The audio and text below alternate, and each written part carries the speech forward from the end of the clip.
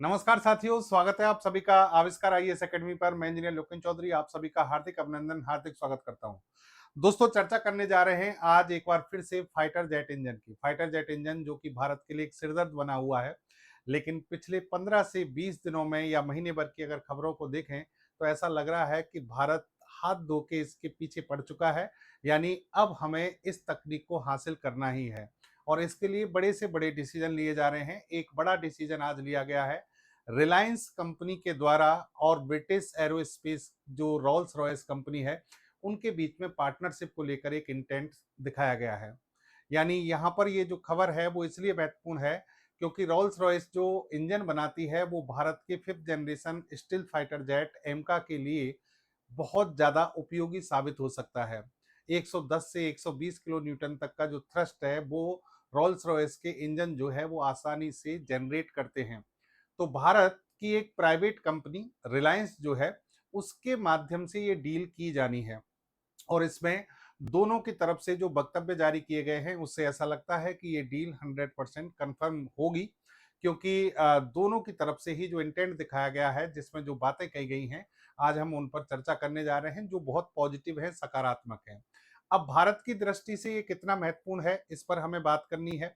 दूसरा, जो इस अगर आप ओवरऑल जो ये इकोसिस्टम जनरेट हो रहा है उसमें अगर आप गौर से नजर करेंगे तो ऐसा महसूस होगा आपको कि कहीं ना कहीं इंजन निर्माण की जो प्रक्रिया है या इंजन इंपोर्ट की जो प्रक्रिया है उसमें से भारत धीरे धीरे अमेरिका को अलग करता जा रहा है क्योंकि यूएसए की जो कंपनी है जनरल इलेक्ट्रिकल जेई उसके द्वारा भारत में इंजन निर्माण की जो प्रक्रिया है या फिर इंजन की जो सप्लाई चेन है उसको बहुत ज्यादा डिले किया गया है, बहुत ज्यादा परेशान किया गया है और भारत कहीं ना कहीं अब इस चीज को समझ गया है। ये बातें किस तरीके से सामने आ रही हैं आज के सेशन में इसका एनालिसिस करेंगे। तो देखिए, इसकी तकनीकी विशेषताओं पर भी हम बात करेंगे। वीडियो में आप लास्ट तक बने रहिएगा, सारी चीजों को पॉइंट वाइज हम डिस्कस करने जा रहे हैं। चैनल पर नए हैं तो चैनल को सब्सक्राइब करना ना भूलें। देखिए यहाँ पर खबर क्या है, खबर ये है कि Reliance Rolls Royce partner to develop engine for India's 5th generation fighter jet. यानी भारत की जो Reliance Industries private limited company है और वो ब्रिटिश एरोस्पेस की जो कंपनी ब्रिटिश एरोस्पेस कंपनी है रोल्स रॉयस, उसके साथ में एक एग्रीमेंट की बात यहाँ पर छिड़ी है। यानी एग्रीमेंट इन दोनों के बीच में होगा, हम कह सकते हैं दो कंपनियों के बीच में होगा। ये जी टू जी होगा या नहीं होगा ये भविष्य में बात होगी, यानी गवर्नमेंट स्तर पर किस तरीके से इसको लाया जाएगा ये भविष्य में पता चलेगा। लेकिन अभी तक दोनों कंपनियों के जो सीईओ हैं उनके बीच में ये बात सामने आई है, उनके माध्यम से ये बात सामने आई है। अब देखिए इसमें आगे की हम चर्चा करें तो आप इसमें देखेंगे कि इस न्यूज एजेंसी जो रॉयटर्स है उसके माध्यम से इस खबर को छापा गया और यहाँ टाइम्स ऑफ इंडिया की इस खबर को आप देख सकते हैं कि India's ambitious advance medium combat aircraft program has taken another step forward with Reliance Industries and British Aerospace major Rolls-Royce announcing a partnership to develop the fighters engine। यानी यहाँ पर इन दोनों के बीच में ये इंटेंट दिखाया गया है और ये फाइटर जेट, कौन सा फाइटर जेट? भारत का एम का एडवांस मीडियम कॉम्बैट एयरक्राफ्ट जो है उसको लेकर यहाँ पर बात कही गई है। अब देखो, एक महत्वपूर्ण चीज जो है यहाँ पर, जो यहाँ पर बताई जा रही है वो ये है कि ये जो पार्टनरशिप होगी इन दोनों यानी जो इंजन के निर्माण के लिए जो पार्टनरशिप होगी वो इस तरीके से होगी क्योंकि यहाँ पर अनंत अंबानी के द्वारा जो स्टेटमेंट दिया गया है उस पर हम चर्चा करेंगे कि ये पूरी तरह से भारत को सेल्फ रिलायंट बनाने वाली होगी।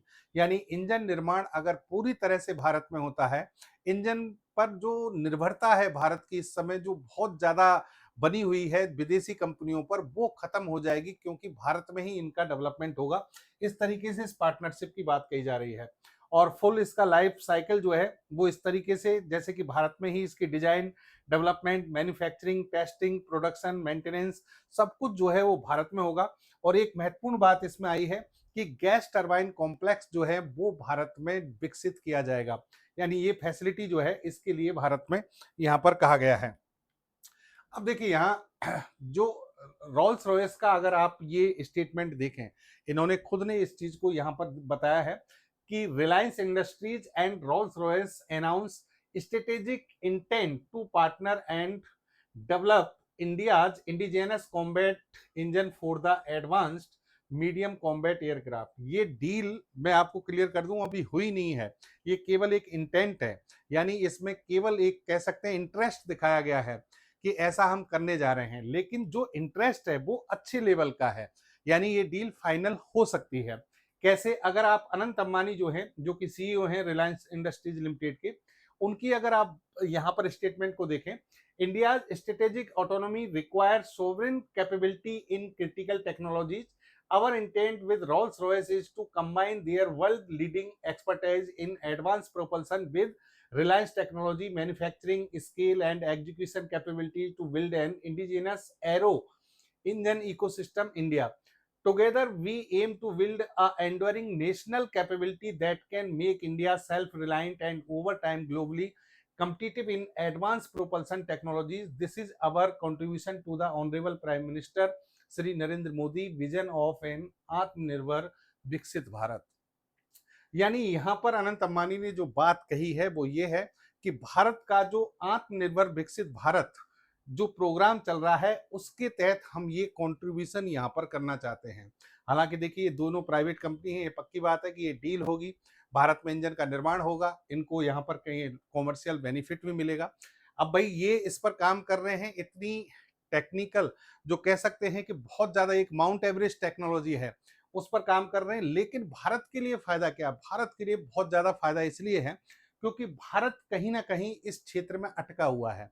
इंजन निर्माण की जो प्रक्रिया है वो अगर प्राइवेट सेक्टर के माध्यम से आए चाहे गवर्नमेंट सेक्टर के माध्यम से आए, लेकिन इस समय हमारी जो रिक्वायरमेंट है, हमारी जो वायुसेना की रिक्वायरमेंट है वो ये है कि इंजन का निर्माण भारत में होना चाहिए, सप्लाई चेन दुरुस्त होनी चाहिए ताकि भारत के जो फाइटर जेट्स हैं, उनके जो स्क्वाड्रन्स हैं वो पूरे हो जाएं, कंप्लीट हो जाएं। भारत की सेना को टाइम आने पर देखना नहीं पड़े कि हमारे पास में फाइटर जेट्स की कमी है। तो ये चीज यहां पर इन्होंने कही है। दूसरी तरफ अगर आप यहां देखेंगे तो ये हैं व्यक्ति जो तूफान एरगिन बिल्गिच, ये सीईओ हैं रोल्स रॉयस के। इन्होंने भी ये कहा है, I welcome to opportunity to join forces with Reliance Industries, bringing together our century-long heritage and advanced engineering and proven engine expertise with their home-ground leadership in Indian industry. Together with our existing partnership and capabilities in India, this marks a major milestone towards building a robust, self-reliant aerospace ecosystem in the country. तो यहाँ पर ये साफ ये clear कर रहे हैं कि हम इनके साथ जो डील करने जा रहे हैं उसमें भारत को सेल्फ रिलायंट बनाया जाएगा और इनके पास लगभग मान के चलिए एक सेंचुरी का एक्सपीरियंस है। ये एक्सपर्ट हैं इंजन निर्माण की प्रक्रिया में, रोल्स रॉयस पूरी दुनिया में फेमस है।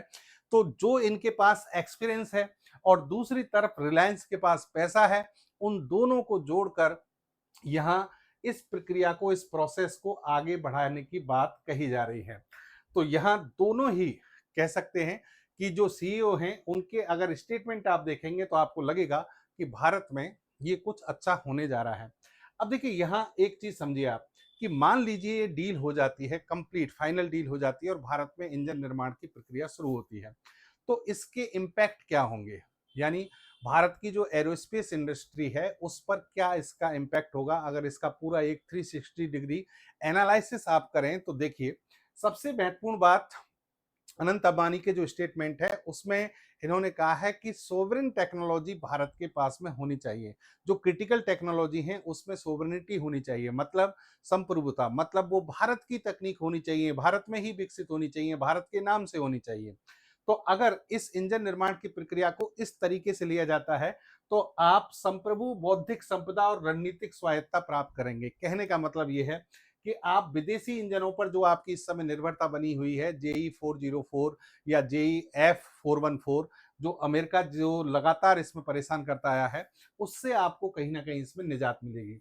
और देखिए समय आने पर ये क्या करते हैं कि बहुत सारे, जैसे हमें कोई बदलाव करना है, देश के लिए आवश्यकता है, तो जब क्रिटिकल सिचुएशन होती है तो ये कहीं ना कहीं धोखा देते हैं। तो ऐसी स्थिति में हमें एक तरीके से मालिकाना हक मिलेगा और भारत इसमें अच्छी स्थिति में आ जाएगा। दूसरी बात, आप भविष्य में चाहते हैं कि आपका जो फिफ्थ जनरेशन फाइटर जेट है स्टिल्थ टेक्नोलॉजी पर आधारित है और दुनिया में अगर इसकी डिमांड बढ़ती है इसके यूज के बाद में एमका की या तेजस की, तो फिर आपको उसके लिए एक इंजन की बहुत प्रॉपर सप्लाई चेन की आवश्यकता होगी, तो वहां भी आपको इसमें दूसरों पर निर्भरता जो है वो खत्म हो जाएगी। मैं एक इंपॉर्टेंट चीज जो है वो है कि मेटलर्जी और एडवांस मटेरियल जो है उस क्षेत्र में क्रांति होगी। एक्चुअल में होता क्या है कि जो इंजन का जो कोर भाग होता है, वहां पर जब ईंधन जलता है ऑक्सीकारक की उपस्थिति में, तो वो टेम्परेचर है वो लगभग 2000 डिग्री सेंटीग्रेड के आसपास तक पहुंच सकता है। तो वहां पर बहुत ही ज्यादा एडवांस लेवल के जो कंपोजिट मटेरियल्स हैं उनकी आवश्यकता होती है। अब उस तकनीक में हालांकि डीआरडीओ ने इसमें बहुत अच्छी सफलता हासिल की है, सिंगल ब्लेड क्रिस्टल वगैरह सब कोई एक्सपेरिमेंट किए हैं, लेकिन जो ऑलरेडी इस तकनीक में पारंगत हैं वो भारत में आकर इसे डेवलप करते हैं। तो जो सिंगल क्रिस्टल ब्लेड है, सेरेमिक मैट्रिक्स कंपोजिट्स हैं, उनके निर्माण की प्रक्रिया भारत में आ जाएगी। और ऐसा होने पर भारत जो है आगे चलकर, चाहे रॉकेट टेक्नोलॉजी हो, space rocket technology, hypersonic missiles हो, इनमें हमें काफी ज्यादा फायदा मिलने वाली है, जो हमारे प्रोजेक्ट विष्णु के तहत जो हाइपरसोनिक मिसाइल बनाई जा रही है। सप्लाई चेन और एमएसएमईज का विकास, इसका मतलब ये है देखिए कि आप टीयर 1 टीयर 2 एमएसएमईज, ये सारी एक सप्लाई चेन बनेगी, क्योंकि इंजन का जब निर्माण होता है इसमें बहुत सारे छोटे छोटे पार्ट्स जो हैं, लाखों हजारों पार्ट्स जो हैं वो बनाए जाते हैं। तो भारत के जो मध्यम उद्योग है, उस उद्योग को भी यहाँ पर बढ़ावा मिलेगा। सिविल एविएशन की अगर हम बात करें, आज आप इसके लिए निर्माण कर रहे हैं फाइटर जेट्स के लिए, लेकिन भविष्य में आप क्या कर सकते हैं, मेड इन इंडिया जो आपके जो पैसेंजर विमान हैं उनके लिए भी ये इंजन निर्माण की प्रक्रिया को आगे बढ़ाया जा सकता है। अब सवाल ये उठता है कि सर इस प्रोजेक्ट के सफल होने के चांसेस कितने हैं, क्या वास्तव में ये सफल होगा?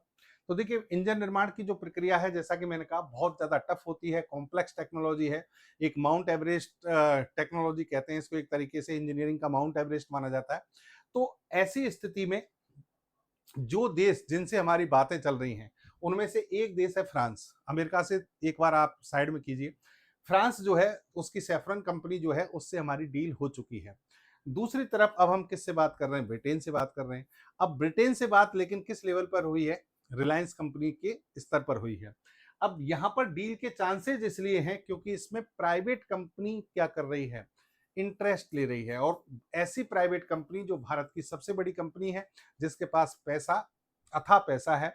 यानी पैसे की यहाँ पर कोई किसी भी प्रकार की, कह सकते हैं कि अगर कोई जो लागत लगेगी उसका इन्वेस्टमेंट की कोई कमी नहीं आने वाली है। तो चांसेस सारे, क्योंकि एक के पास तकनीक है, एक के पास पैसा है, तो डील होने के चांसेस अपने आप ही क्या होते हैं, बढ़ जाते हैं। अब देखो यहाँ विशेषज्ञता का सही मिलान है। जैसा कि मैंने कहा कि 100 साल का इनके पास अनुभव है और रिलायंस के पास पैसा है। ये यूरो फाइटर टाइफून का जो इंजन है EJ-200, इस इंजन का निर्माण भी रोल्स रॉयस के द्वारा किया जा रहा है। 6th जनरेशन के फाइटर जेट पर भी ये काम कर रहे हैं।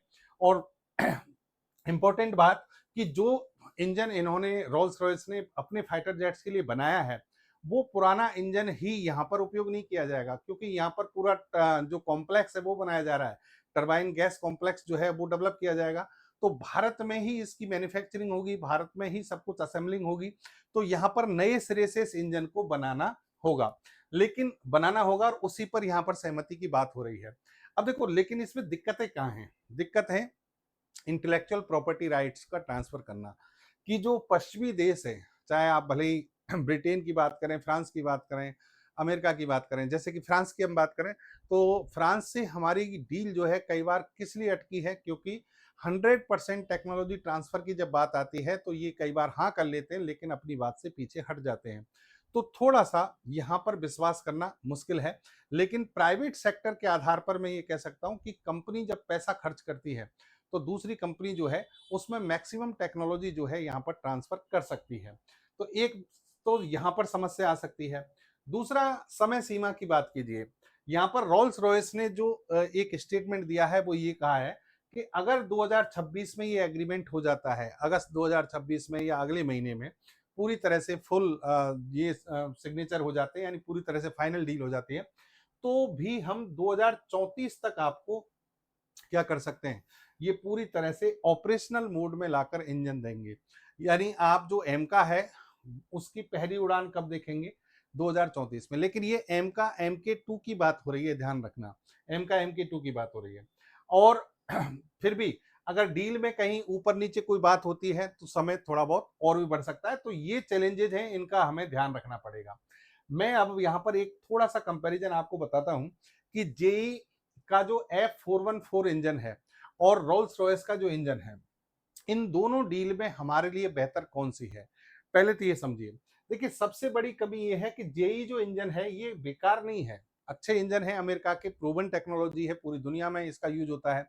लेकिन दिक्कत क्या है कि अमेरिका की जो कूटनीतिक चाल है, जो राजनीतिक, जो एक तरीके से कह सकते हैं उनका जो षड्यंत्र होता है, जो वैश्विक स्तर पर चलता है, उससे भारत भी कहीं ना कहीं प्रभावित होता आ रहा है। लगातार भारत को परेशान किया जाता है। हालांकि देखिए एचएएल जो है, हिंदुस्तान एरोनॉटिक्स लिमिटेड हमारी जो कंपनी है, उसकी भी तमाम कमियां रही हैं। नहीं तो इंजन निर्माण की जो प्रक्रिया है इसको बहुत पहले सुलझा लिया जाता। एचएएल की बहुत सारी कमियां रही हैं। एचएएल ने जो विमान निर्माण की जो प्रक्रिया है, प्रोसेस है, उसमें काफी डिले किया है। लेकिन एचएएल जो सहारा लेता है वो किसका लेता है कि साहब हमें इंजन समय पर नहीं दिए जा रहे, इसलिए हम डिलीवरी नहीं कर पा रहे। लेकिन वास्तव में क्या है, इन्होंने डिले भी किया है। तो एक तो हम इससे परेशान हैं। एम के फर्स्ट के लिए हमने इस इंजन के बारे में बात की हुई है। अब देखो, बात तो की हुई है लेकिन अभी फाइनल डील नहीं हुई है, मैं आपको ये बता दूंगा कैसे। सबसे पहले तो ये समझिए कि जेई जो F414 है वो 4.5 जनरेशन का इंजन है, यानी ये जो तकनीक है वो 4.5 जनरेशन की तकनीक है। लेकिन रोल्स रॉयस से जो बात चल रही है, जो MK2 के लिए है, 120 किलो न्यूटन का इंजन जो होगा वो पांचवी पीढ़ी 5.5 जनरेशन की जो latest clean seat design technology है उसकी बात हो रही है। इसका जो थ्रस्ट लेवल है वो है 90 से 98 किलो न्यूटन, यानी आप 100 किलो न्यूटन मान सकते हैं। और ये 110 से 120 किलो न्यूटन का जो थ्रस्ट है वो पैदा करता है। स्पीड की बात करें तो जिस विमान में इसको फिट किया जाएगा, जिस विमान में इसको लगाया जाता है, अगर आपने आफ्टर बर्नर टेक्नोलॉजी का उपयोग नहीं किया तो ये उसको सुपर क्रूज जो स्पीड है, सुपरसोनिक स्पीड, वो नहीं दे सकता। यानी आफ्टर बर्नर टेक्नोलॉजी के साथ ही सुपरसोनिक स्पीड दे पाता है। लेकिन यहां पर जो है, आफ्टर बर्नर टेक्नोलॉजी के बिना भी यहां सुपरसोनिक स्पीड देने की क्षमता इस इंजन की है। फिर इसका हीट सिग्नेचर की बात करें, हीट सिग्नेचर यानी गर्मी का जो निकास है वो ज्यादा है। तो पांचवी पीढ़ी के जो स्टिल्थ विमानों के लिए बात करें तो उसके लिए ये आइडियल नहीं कह सकते, क्योंकि यहाँ पर हीट सिग्नेचर जितना ज्यादा होगा, दुश्मन का जो रडार है या दुश्मन के जो दूसरे डिटेक्टर हैं, डिवाइस जो हैं, सेंसर्स हैं, वो इसका पता लगा लेंगे, लोकेशन का पता लगा लेंगे। लेकिन यहाँ पर हम बात करें, यहाँ पर जो हीट सिग्नेचर होता है वो कम करने के लिए इसमें विशेष टेक्नोलॉजी उपयोग में ली जाती है, ताकि दुश्मन की कोई भी मिसाइल या रडार जो है वो इनको पकड़ नहीं पाए।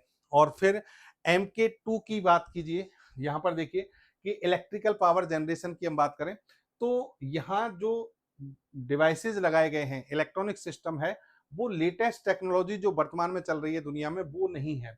लेकिन रोल्स रॉयस में ये लेटेस्ट टेक्नोलॉजी पर आधारित है। अब हमारा जो MK2 है उसमें हम एडवांस वीपन लगा रहे हैं, लेजर वीपन्स भी लगा रहे हैं, बहुत सारे एडवांस वीपन लगा रहे हैं जिनके लिए हमें बहुत ज्यादा इलेक्ट्रिसिटी की उसमें आवश्यकता होगी। तो वहां पर ये इंजन फिट बैठता है। ठीक है। अब देखो, इस पर एक थोड़ा सा ध्यान दें आप कि भारत में पिछली कुछ घटनाएं देखें, हम एक दो महीने की घटनाएं देखें। हाल ही में हमने एक सेशन किया था कावेरी इंजन 2.0 पर। कावेरी इंजन का निर्माण किया जा रहा है भारत में और ये 90 किलो न्यूटन के थ्रस्ट के लिए है। इसका मतलब ये हुआ कि जो जिनको 90 किलो न्यूटन तक के थ्रस्ट की आवश्यकता है, जिन फाइटर जेट्स को, उनके लिए आप स्वदेशी स्तर पर खुद का इंजन बनाने का पूरा प्रयास कर रहे हैं। और ये बहुत जल्दी, क्योंकि इसका जो है, जो पूरा एक प्रोटोटाइप जो है, जो इसकी मैन्युफैक्चरिंग जो है उस पर काम शुरू हो गया है। इसमें ये बहुत ही पॉजिटिव खबर जो है हमारी तरफ से है। दूसरी तरफ ये है, अभी कुछ समय पहले ही आपने ये खबर भी हमने की थी, इस पर सेशन किया था, India's first expendable turbojet engine, और एक है यंतूर इंजन, अनव्हील्स भारत ने जो है इसको भी डेवलप किया है। यानी ये छोटे, एक HTFE25 इंजन, उस पर भी हमने एक सेशन किया था। इंजन निर्माण की जो प्रक्रिया है उस वो, क्योंकि इंजन की आवश्यकता मिसाइल में भी होती है, आपको यूएवी यानी अनमैन्ड एरियल व्हीकल्स जो ड्रोन होते हैं उनमें भी होती है, वहां पर बहुत कम थ्रस्ट है, थ्रस्ट की आवश्यकता होती है। तो उस लेवल के जो इंजन है वो भारत में बनने शुरू हो गए हैं, उस लेवल के। फिर कावेरी 2.0 हो गया। फिर आप अगली एक और बात करें, अगली बात करें सैफ्रॉन की। सैफ्रॉन से हमारी डील हो चुकी है 110 से 120 किलो न्यूटन के इंजन बनाने के लिए, और ये भी एमका का जो फेज 2 है उसके लिए है।